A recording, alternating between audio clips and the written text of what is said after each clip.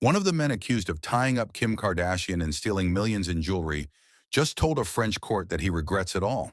But here's the catch. He literally wrote a book titled I Kidnapped Kim Kardashian. Yunice Abbas, 71 years old and no stranger to prison bars, now claims that after seeing the global media frenzy surrounding the robbery, he suddenly realized the trauma he may have caused. This same man once bragged to Vice, "Guilty?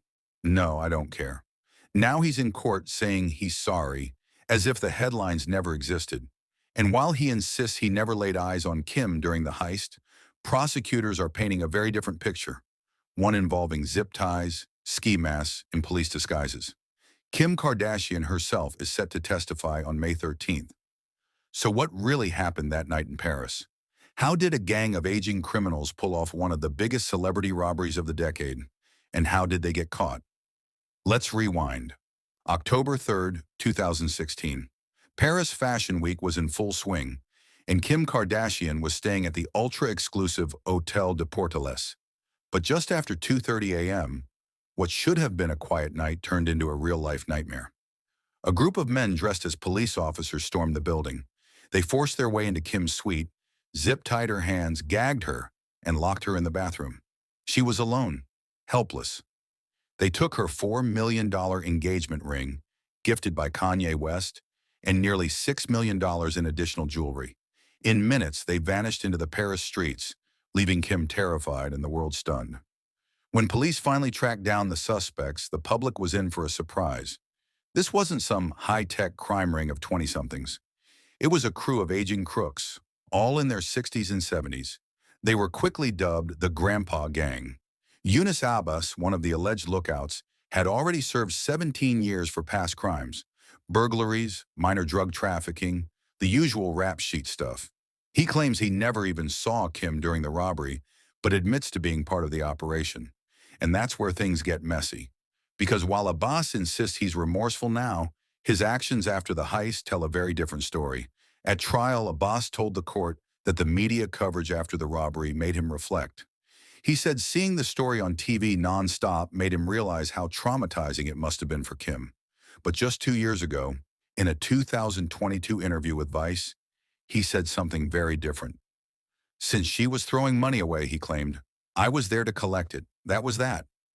No remorse, no apology, just justification. And now with the trial underway and global attention back on him, the tune has changed. Coincidence or damage control? If he truly felt sorry, why did Abbas title his memoir, I Kidnapped Kim Kardashian? Released in 2021, the book recounts his version of the robbery in vivid detail. Prosecutors didn't miss the irony. When asked in court if the title meant he was proud of what he did, Abbas said, "No, not at all." But come on, who titles a book like that if they're trying to apologize? Even the most generous interpretation makes it look like he's cashing in on the trauma he claims to regret. So how did police catch them? It wasn't a Hollywood-style chase or a daring informant. It was something much simpler. DNA. When investigators combed the hotel room, they found traces of DNA on the plastic zip ties used to restrain Kim. That DNA led to Abbas and several others. Within months, French authorities had arrested 10 locked her in the people, bathroom. They 9 got men away with and 1 woman. Cartier Their operation may have been bold, Rolex but watches, it was far from perfect. golden And for grills all the for her planning, teeth, it took just and, one as she overlooked had been detail to showing bring the off, entire a scheme $4 down. million Kim engagement Kardashian ring is from expected Kanye to West. testify on May 13th. It was one of the biggest heists For in years, the she's spoken history of about the how City the of robbery Lights. changed her life The thieves forever. then seen on In this past security interviews, footage she's obtained by described French the fear news of never outlet seeing her children M6 again Info, making and the their intense getaway on paranoia that bikes. followed. I remember people not She believing even said Kim she stopped Kardashian. wearing People, I flashy think, were jewelry skeptical in of public for her years. fame or her What celebrity she says or in court reality could be television, pivotal, whatever it was. not just But emotionally, this actually but happened. legally. Kim Will Kardashian she has on describe her occasion attackers? opened up about her Will she harrowing confirm ordeal. Abbas's claim First, that he on her never show saw her? Keeping Up with the Or will her Kardashians in testimony contradict the 2017. story I'm he's like, suddenly are we selling? going to die? Here's the part that hits Are they deeper going than to the kill headlines. us?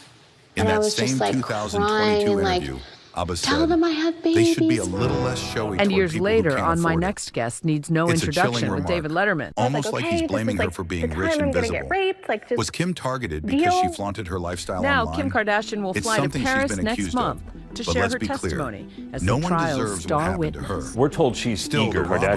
This sparked is a her wider moment. conversation about privacy, wealth, and how celebrities expose themselves to danger just by being online. In the years since, Kim has changed drastically. More security, less bling, a different public person. But while she tried to move on,